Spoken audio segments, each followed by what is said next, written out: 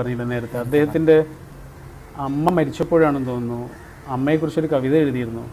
അമ്മ മരിച്ചപ്പോൾ എനിക്ക് ആശ്വാസമായി, ഇനി എനിക്ക് അത്താഴപ്പട്ടിണി കിടക്കാം, ആരും സ്വൈരം കെടുത്തില്ല, ഇനി എനിക്ക് ഉണങ്ങിപ്പാറും വരെ മുടി തുവർത്തേണ്ട, ആരും ഇഴവിടർത്തി നോക്കില്ല, ഇനി എനിക്ക് കിണറിൻ്റെ ആൾമറയിലിരുന്ന് ഉറക്കം തൂങ്ങി പുസ്തകങ്ങൾ വായിക്കാം, പാഞ്ഞെത്തുന്ന ഒരു നിലവിളി എന്നെ ഞെട്ടിച്ചുണർത്തില്ല, ഇനി എനിക്ക് സന്ധ്യാനേരത്ത് പുറത്തിറങ്ങാൻ ടോർച്ചെടുക്കേണ്ട, വിഷം തീണ്ടി രോമത്തുളയിലൂടെ രക്തം വാർന്നു മരിച്ച അയൽക്കാരനെ ഓർത്ത് കരഞ്ഞ മനസ്സ് ഇന്നലെ ഇല്ലാതായി, ഇനി എനിക്ക് എത്തിയേടത്തുറങ്ങാം, ഞാനെത്തിയാൽ മാത്രം കെടുന്ന വിളക്കുള്ള വീട് ഇന്നലെ കിട്ടും.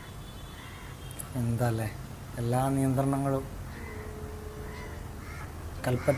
കൽപ്പറ്റയുടെ അമ്മയെക്കുറിച്ച് എഴുതുന്നത് കേൾക്കുന്നവൻ അവൻ്റെ ഉമ്മ. എല്ലാ ഉമ്മമാരും ഒന്നെന്നാണ്, എല്ലാ ഉപ്പമാരും ഒരുപോലെ തന്നെയാണല്ലോ അല്ലേ?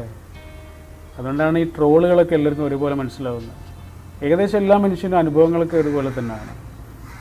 അനുഭവങ്ങളിൽ ചെറിയ ചെറിയ വ്യത്യാസങ്ങളൊക്കെ ഉള്ളൂ. എല്ലാ മനുഷ്യൻ്റെ അനുഭവങ്ങളും കടന്നു പോകുന്നത് ഏകദേശം ഒരേപോലെ തന്നെയാണ്. വലിയൊരു മനുഷ്യനാണ് ഈ ലോകം. Okay, thank you very much.